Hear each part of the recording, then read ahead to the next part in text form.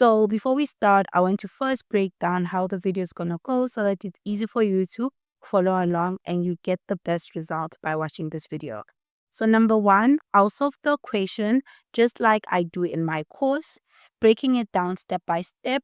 Number two, once I'm done, you will see a similar equation as an image, right? For you to try on your own. Please pause the video at that point and test whether you understand.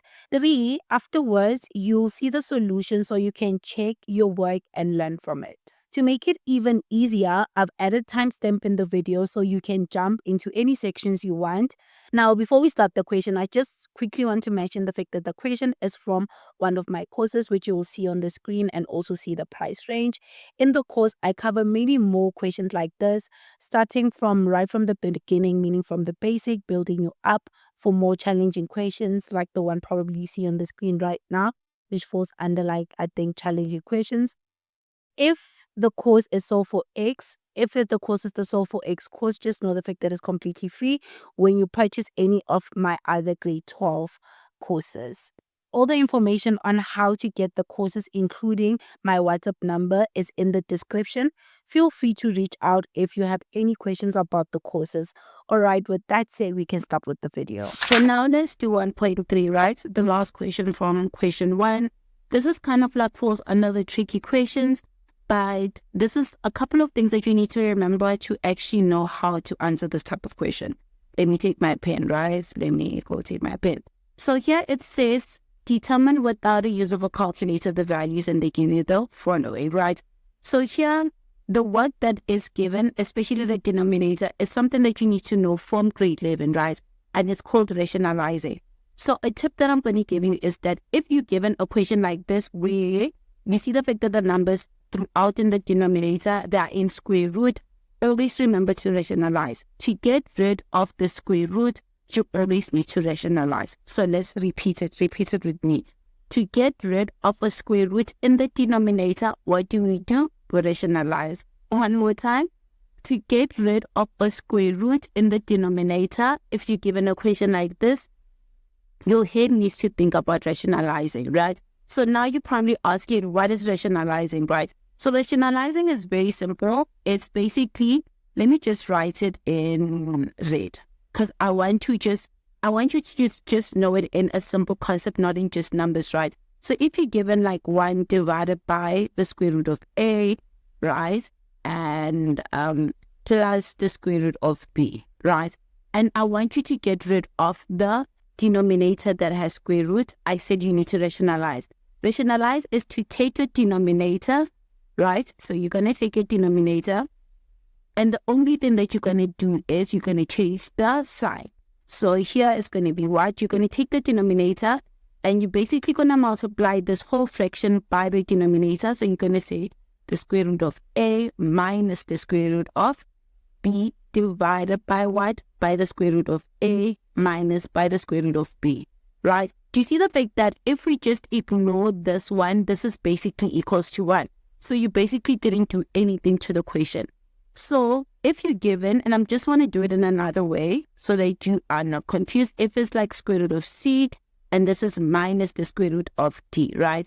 And we want to rationalize it. We're going to say this is going to be multiplied by the denominator, right? We're going to rationalize it. And remember, what did I say about rationalizing? It's just changing the sign, right? So it's going to be basically the square root of C plus the square root of D, right? Divided by what? Divided by the square root of C plus the square root of D, right? So whatever you do on the numerator, you do it on the denominator. So the only thing that you change is the sign. Remember, the only thing that you do is you change the sign. So that's what we're going to do throughout this whole thing. We're going to rationalize it throughout. So I'm going to multiply this first one by the square root of 1 minus the square root of 2, and do the same thing to the second one, the third one, and this one, right? And you're going to see a pattern, but I'm going to show you the pattern with shorter numbers so that it makes sense. So we know what's rationalizing now. So what we're going to do is, remember, when we want to get rid of square root in the denominator, what do? We rationalize, right? So that's what we're going to do. So let's rationalize. So this is basically the same as saying 1 divided by the square root of 1 plus the square root of 2, right? The original, but we're going to rationalize it. We multiply it. So now it's going to be the square root of 1 minus the square root of 2. And this is going to be divided by the square root of 1 minus the square root of 2. Hope that makes sense. Then you're going to say plus, then we're going to do the second one. So it's going to be 1 divided by the square root of 2, right? Plus the square root of 3, right? And this is going to be multiplied by its rationalizing. So it's going to be square root of 2, right? Minus the square root of 3. And this is going to be divided by the square root of 2 minus the square root of 3. Let's do this one. So it's going to be plus again. So it's going to be 1 divided by what? By the square root of 3, right? Plus the square root of 3, right? And this is going to be multiplied by square root of 4 here, sorry. So this is 4, so it's going to be, rationalize it. So it's going to be the square root of 3, right? Minus the square root of 4 divided by the square root of 3 minus the square root of 4. And this is going to be plus, continue till this one, which is going to be 1 divided by the square root of 99, right? Plus the square root of 100. Rationalize it, so it's the same as the square root of 99 minus the square root of 100 divided by the square root of 99 minus the square root of 100. I hope that makes sense. So we have rationalized everything, right? So now what we're going to do is we're going to multiply numerator to numerator and denominator to denominator. So this is going to be the same as saying what? As saying 1 multiplied by the square root of 1 minus the square root of 2. So this is going to be the same as saying square root of 1 minus the square root of 2, right? Divided by denominator to denominator. So it's going to be the square root of 1 plus the square root of 2, right? And this is going to be the square root of 1 minus the square root of 2, right? And we're going to do the same throughout. So this is going to be the same as square root of 2 minus the square root of 3. And this whole thing, right, it's going to be square root of 2 plus square root of 3. And this is going to be the square root of 2 minus the square root of 3. Plus, then it's going to be the square root of 3, right, minus the square root of 4 divided by what? Square root of 3 plus the square root of 4. Then it's going to be square root of 3 minus the square root of 4, right? And this is going to be plus, continue. And this is going to be the square root of 99 minus the square root of 100, right? And this is going to be divided by square root of 99, right? Plus the square root of 100. And this is going to be the square root of 99 minus the square root of 100, right? So that is basically how it is, right? So now what we're going to do is, we know the fact that the numerator throughout is okay. We have to get rid of the denominator, right? So if you expand this, and you can do it on the side, if you expand it, you're going to see the fact that you're going to get here, it's going to be what? 1 minus the square root of 2, right? And if you expand it, you're going to get the fact that you can have 1 minus 2, right? Then when you say plus here, so it's going to be square root of 2 minus the square root of 3. And also if you expand the denominator here, you're going to have 2 minus 3, right? Then plus, when you expand this denominator, you're going to have the square root of 3 minus the square root of 4, right? Which is going to be what? Which is going to be the same as 3 minus 4, right? And ... I think you see a pattern now when you expand this one. So it's going to be 99 minus the square root of 100, right? So here you're going to have 99 minus 100, right? So here it's going to be 1 minus 2 is going to give you negative 1. So this is the same as square root of 1 minus the square root of 2 is going to be equals to negative 1, right? And here it's going to be plus is going to be root 2 minus root 3, right? Which is going to be divided by negative 1. Then it's going to be root 3, right? Minus root 4, right? Divided by negative 1. And the last one is going to be what? It's going to be root 99, right? Minus root 100 is going to be divided by what? Divided by negative 1. So now this, and I just want to write it on the side with another color, having, let me just say A plus B, right, divided by negative 1. We can rewrite this is the same as having this as being negative, taking the negative in front and putting this A plus B inside the bracket. So this and this are exactly the same thing. So knowing what I just did, I'm just going to imply it, input it here, right? So this is going to be basically 10, sorry. So this is going to be the same as saying negative, open bracket. So it's going to be root 1 minus root 2, right? Taking this negative here because of this negative and a positive is going to make it negative. So it's going to be the same as negative, open bracket, root 2, right? Minus root 3, right? Do you see the fact that the negatives throughout is going to affect? So this is going to be negative, then over bracket root 3 minus root 4. So if this continues, meaning we have another set, meaning this is going to be also negative. So all the positives are going to become negatives, right? So meaning this one is going to be negative 2. So it's going to be in root 99 minus root 100.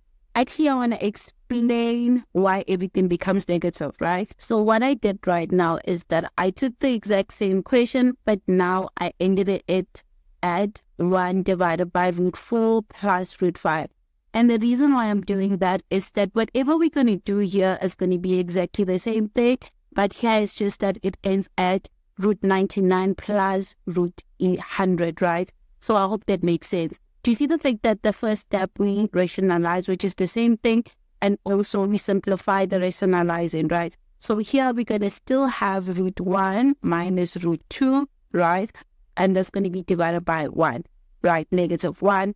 And this is going to be plus. So here's going to be root 2, right? Minus root 3.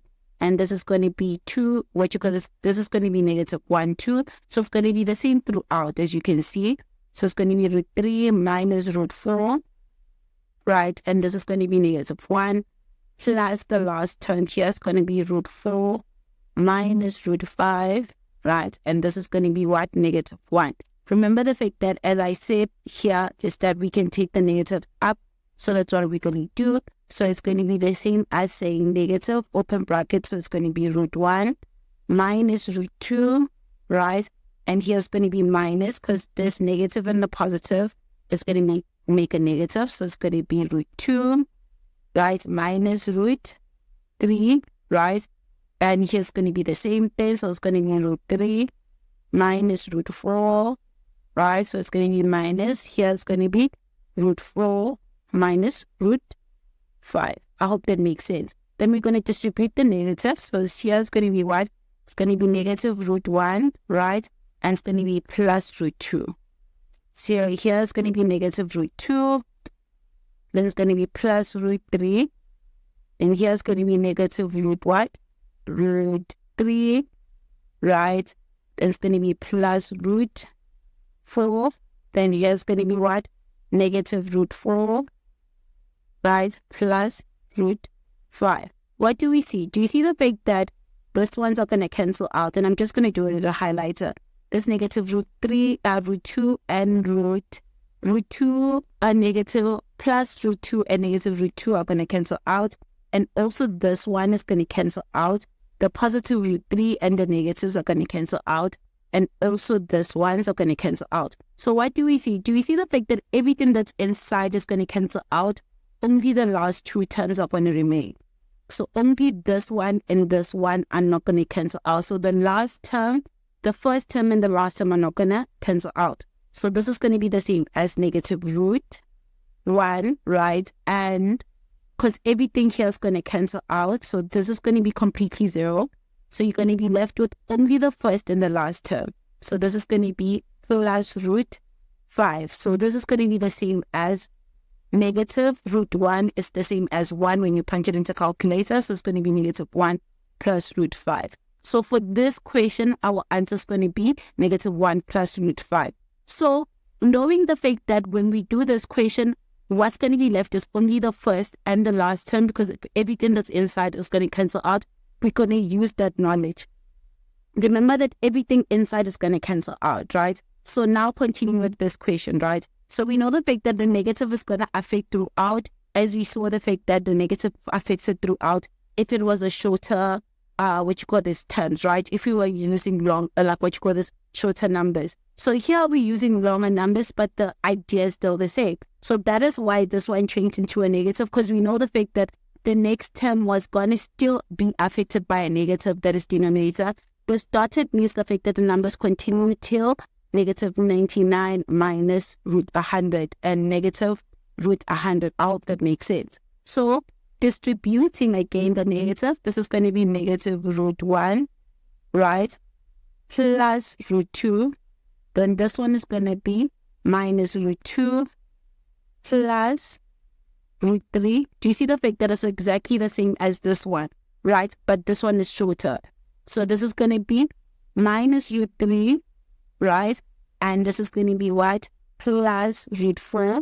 Then minus, remember the fact that it's going to be affected, meaning there's going to be a what here? It's going to be a positive 4, right? Do you see the fact that it keeps on continuing? It's going to be a negative 4, sorry. So it's going to continue till negative. And here's going to be what? Negative 99, right? Then it's going to be plus root 100, right? So we know the fact that by default, by looking at this question, everything that's in between is going to cancel each other, right? There's also numbers here and they're all going to cancel each other. We're only going to be left with the first and last term. So everything that's in between, this whole thing is going to cancel out, right? We're only going to be left with the first and last term, right? And as I said, the fact that I made an example with the shorter term so that you can see why that happens, right? So everything that I highlighted in yellow is going to cancel out. You're going to be only left with the first terms, right? Because even if you continue writing it till negative, till negative 99, you'll see the fact that it's going to cancel out, but we do not have time for that. I hope that makes sense. So you're going to be left with negative root 1, right? Then you're going to be left with plus root 100, right? So this is going to be the same as negative 1, because root of 1 is 1. And this is going to be plus what? Plus root 100 is going to be 10. So when you say negative 1 plus 10 is going to give you what? It's going to give you 9. So 9 is going to be your final answer for this question.